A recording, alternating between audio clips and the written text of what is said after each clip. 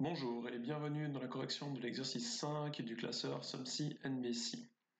L'objectif ici est de calculer la durée d'arrêt d'une chaîne de production qui est liée à un opérateur. Donc on a un tableau ici avec les différents opérateurs, les différentes chaînes de production ou lignes de production et la durée des arrêts. Alors je vous ai mis ici en couleur ce qui est lié à Alberti.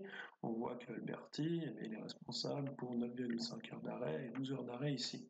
Il faudrait donc additionner ces deux montants. Puisque je dois additionner les deux montants, il s'agit d'une somme, mais je ne fais pas la somme sur la plage complète, mais je fais donc une somme avec une condition. La condition, c'est lorsque c'est Alberti qui est sélectionné.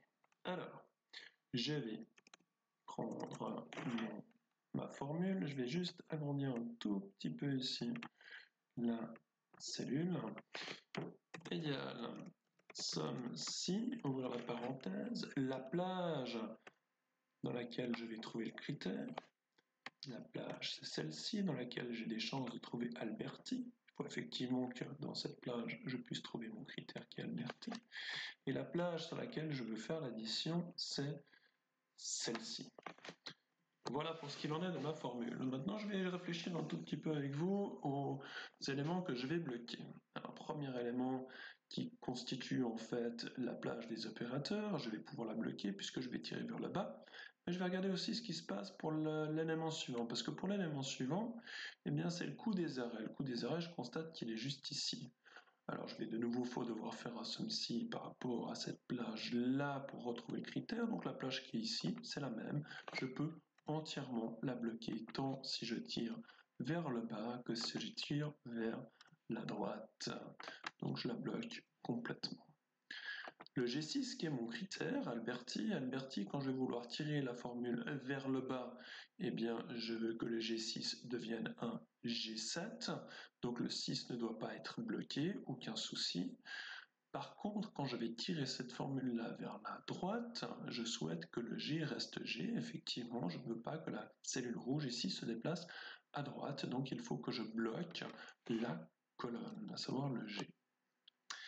Finalement, la plage concernant la durée de l'arrêt de travail, lorsque je tire vers le bas, je ne souhaite pas que cette plage se déplace. Donc, il ne faut pas que les lignes changent, le 6 et le 12 doivent être bloqués. En revanche, pour le coût des arrêts de travail, si je tire ma formule vers la droite, eh bien, et si je ne bloque pas les colonnes, à savoir D et D ici, elles vont se déplacer à droite et devenir E, et automatiquement devenir la bonne formule pour le coût des arrêts. Donc ici, il suffit que je bloque la ligne, donc le 6 et le 12. Et dans ce cas-là, ma formule est correcte, et non seulement elle est correcte, mais je peux recopier le tout vers le bas, recopier les valeurs sans la mise en forme, et je peux recopier le tout vers la droite, s'il veut bien, ici, voilà, recopier les valeurs sans la mise en forme, et on est bon. Si je valide ici, juste pour vous montrer, tac, je constate que c'est correct. En l'occurrence, ici, on n'a pas encore de correction pour les valeurs d'en dessous, puisque nous n'avons pas encore fait les calculs.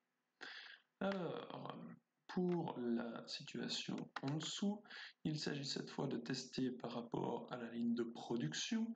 La ligne de production, elle est ici, et on a le même principe, les heures de travail, le coût des arrêts. Donc c'est exactement la même formule à une colonne près, donc somme si, et ici, c'est sur la ligne de production qu'on va chercher notre critère qui est ici, et point virgule, on va faire le total sur les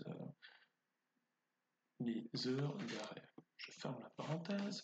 Alors de nouveau, ici, je vais pouvoir bloquer tout ceci, puisque c'est toujours sur la ligne de production que l'on va chercher notre critère qui en l'occurrence est le nom de la ligne de production. Quand je tire vers le bas, je veux que le G14 devienne un G15, je ne bloque pas le 14. En l'occurrence, quand je tire vers la droite, j'aimerais que le G, lui, soit bloqué pour qu'on reste dans le critère ne change pas, qu'il soit toujours dans la même colonne. Pour ce qui est de la plage D6 à D12, ici qui correspond à l'arrêt, à la durée des arrêts, si je tire vers le bas, je veux que cette plage soit bloquée. Excusez-moi, c'est une erreur de manipulation. formulation. Je veux que cette plage soit bloquée. Je vais donc bloquer le 6 et bloquer le 12. En revanche, lorsque je veux tirer cette formule à droite, je veux que le D devienne un E de façon à pouvoir avoir la colonne qui est ici pour le coup des arrêts. Je valide, je recopie vers le bas, recopier les valeurs sans la mise en forme, je prends le tout, je recopie à droite, s'il veut bien, recopier les valeurs sans la mise en forme, et on est bon avec ceci.